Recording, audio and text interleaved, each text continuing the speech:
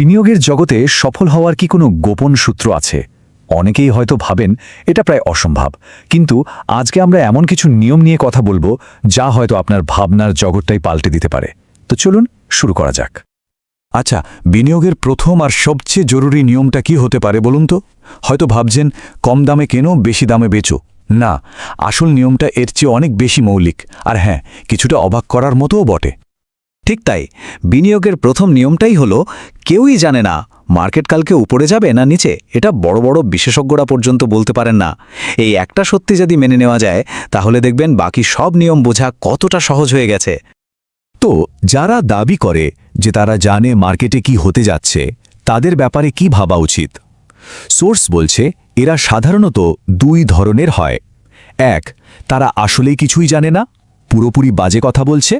আর দুই, তাদের নিজেদের কোনো স্বার্থ আছে, মানে তারা চায় আপনি কিছু একটা কিনুন বা বেচুন, যাতে তাদের লাভ হয়। তাহলে এখন প্রশ্ন হলো, ভরসা করা যায় এমন পরামর্শ পাওয়া যাবেটা কোথায়? দেখুন, সোশ্যাল মিডিয়া ট্রেন্ড ফলো করার বদলে সোর্স বলছে কোম্পানির ফান্ডামেন্টাল অ্যানালিসিস করতে। এর মানে কি? মানে হলো একেবারে গোয়েন্দার মতো করে কোম্পানির হাড়ির খবর নেওয়া। যেমন ধরুন, কোম্পানিটা কি আসলেই লাভ করছে, তাদের মাথায় ঋণের বোঝা আছে কিনা, আর যারা কোম্পানিটা চালাচ্ছে তারা কতটা অভিজ্ঞ। এই প্রশ্নগুলোর উত্তর খোঁজাটাই হলো আসল বিনিয়োগ, গবেষণা, কোনো টিপস বা ট্রিক্স নয়। আচ্ছা, এবার আসা যাক আমাদের প্রথম মূল কৌশলে। এটাকে বলা হচ্ছে কন্ট্রারিয়ান প্লেবুক, মানে সবাই যেদিকে যাচ্ছে তার উল্টো দিকে হাঁটার কৌশল। যদি বিনিয়োগের হাজারটা নিয়মের মধ্যে থেকে শুধু একটা নিয়ম বেছে নিতে বলা হয়, সোর্স অনুযায়ী সেটা হবে এটাই: যখন কোনো কিছুর দাম একেবারে আকাশ ছোঁয়া, তখন ভুলেও কিনবেন না।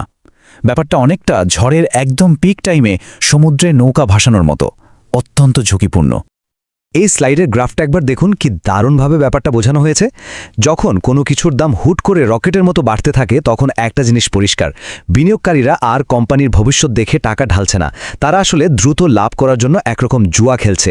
এটাকে বলে স্পেকুলেশন।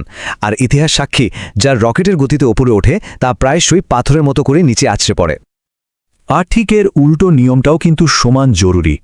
সর্বোচ্চ দামে না কেনা, বরং সর্বনিম্ন দামে কেনার জন্য তৈরি থাকা। এটাই হলো সেই কন্ট্রারিয়ান সুযোগের মুহূর্ত। এই গ্রাফটাতেই দেখুন আসল সুযোগটা কোথায় লুকিয়ে আছে।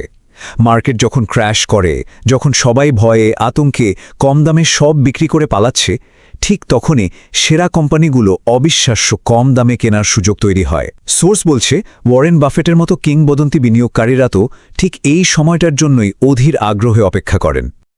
কিন্তু প্রশ্ন হলো, লাভটা তুলবেন কখন? একদম চূড়ায় গিয়ে বিক্রি করা তো প্রায় অসম্ভব একটা ব্যাপার, তাই না? তাই সোর্স এখানে 4টা বাস্তবসম্মত কৌশলের কথা বলছে। যেমন, আগে থেকেই ঠিক করে রাখা যেতে পারে যে 50% লাভ হলেই বিক্রি করে দেওয়া হবে, ব্যাস। অথবা দাম যত বাড়বে অল্প অল্প করে শেয়ার বিক্রি করা যেতে পারে। এতে কি হয়? লোভের ফাঁদে পড়ার ঝুঁকিটা অনেক কমে যায়, আর লাভটাও ঘরে তোলা নিশ্চিত হয়। আর কন্ট্রেরিয়ানদের জন্য আরেকটা জরুরি নিয়ম হলো সেই সব সম্পদে বিনিয়োগ করা যা নিয়ে মিডিয়াতে কোনো রকম হইচই নেই। একটা কথা মনে রাখতে হবে, যখন কোনো একটা বিনিয়োগের খবর সবার মুখে মুখে ঘুরতে শুরু করে, তখন ধরে নিতে হবে যে আসল সুযোগটা হয়তো এর মধ্যেই হাতছাড়া হয়ে গেছে। আচ্ছা, এবার আমরা আলোচনা করব দ্বিতীয় দর্শন নিয়ে। এটা ধৈর্য আর ফোকাসের উপর ভিত্তি করে তৈরি। চলুন দেখে নেওয়া যাক দ্য বাফেট ওয়ে। বাফেটের দর্শনটা কিন্তু একটু অন্যরকম। তিনি মনে করেন 50টা মাঝারি মানের কোম্পানিতে অল্প অল্প করে টাকা ছড়ানোর চেয়ে হাতে গোনা কয়েকটা সেরা কোম্পানির ওপর ভালোভাবে রিসার্চ করে বড় অঙ্কের বিনিয়োগ করা অনেক বেশি লাভজনক। সোর্স বলছে পোর্টফোলিওতে যদি 10টার বেশি অ্যাসেট থাকে, তাহলে কোনোটার উপরেই ঠিকমতো নজর রাখা যায় না, ফলে সেরা আইডিয়াগুলোর পুরো সুফলও পাওয়া যায় না। এই টাইমলাইনটা দেখুন, ধৈর্যের গুরুত্ব কি দারুণভাবে তুলে ধরেছে। বিনিয়োগ করাটা অনেকটা বাঁশ গাছ লাগানোর মতো। প্রথম কয়েক বছর হয়তো মাটির উপরে কিছুই দেখা যায় না, কিন্তু তারপর হঠাৎ করেই এটা দ্রুত বাড়তে শুরু করে। একেই বলে কম্পাউন্ডিংয়ের জাদু, যেখানে লাভটাও আবার নতুন করে লাভ তৈরি করতে শুরু করে। আসল সম্পদটা কিন্তু এখানেই তৈরি হয়। আর এই দীর্ঘমেয়াদী কৌশলের মূল মন্ত্রটা কি জানেন? সবকিছু সহজ রাখা। সোর্স আমাদের মনে করিয়ে দিচ্ছে, জটিল বিনিয়োগ মানেই যে বেশি রিটার্ন, তা কিন্তু একদমই নয়। অনেক সময়ই দেখা যায় সেরা বিনিয়োগগুলো আমাদের চোখের সামনেই ঘোরাফেরা করে। বিনিয়োগের কৌশল তো জানা হলো, কিন্তু সেই কৌশল কাজে লাগানোর জন্য নিজের আর্থিক ভিত্তিটাও তো মজবুত হতে হবে, তাই না? চলুন এবার দেখে নিই কিভাবে নিজের আর্থিক দুর্গতা তৈরি করতে হয়। এটা হয়তো সবচেয়ে জরুরি ব্যক্তিগত আর্থিক নিয়ম। যে টাকাটা বাড়ি ভাড়া বা মাসকাবারি বাজারের জন্য দরকার, সেই টাকাটা কখনোই বিনিয়োগের জন্য নয়। কেন? কারণ মার্কেট যদি পড়ে যায় আর লোকসানে সেই টাকা তুলে নিতে হয়, তাহলে পুরো আর্থিক পরিকল্পনাটাই ভেঙে পড়বে। বিনিয়োগ করা উচিত শুধু সেই টাকা যা হারালেও রাতের ঘুম হারাম হবে না। সোর্স এখানে একটা খুব জরুরি সেফটি নেটের কথা বলছে। আপনার এমার্জেন্সি ফান্ড। ধরুন চাকরি চলে গেল বা হঠাৎ কোনো বড় খরচ চলে এলো, তখন এই তহবিলটাই আপনাকে বাঁচাবে। হাতে যদি অন্তত 6 মাসের খরচ থাকে, তাহলে বাজারের পতনের সময় ভয়ে বিনিয়োগ বিক্রি করতে বাধ্য হতে হবে না। আর এই সেফটি নেটের বাইরেও কিছু নগদ টাকা হাতে রাখাটা কিন্তু খুবই বুদ্ধিমানের কাজ। কেন বলুন তো? কারণ এটা আমাদের আবার আগের নিয়মে ফিরিয়ে নিয়ে যায়। মার্কেট ক্র্যাশের পর যখন সস্তায় কেনার দারুণ একটা সুযোগ আসবে, তখন এই নগদ টাকাটাই হবে সেরা অস্ত্র। এতক্ষণ আমরা দুটো প্রধান বিনিয়োগ দর্শনের কথা শুনলাম, কিন্তু সোর্স একদম শেষে একটা সম্পূর্ণ ভিন্ন ধরনের বিকল্প পথের কথাও উল্লেখ করেছে। চলুন পরিচিত হওয়া যাক বারবেল স্ট্র্যাটেজির সাথে।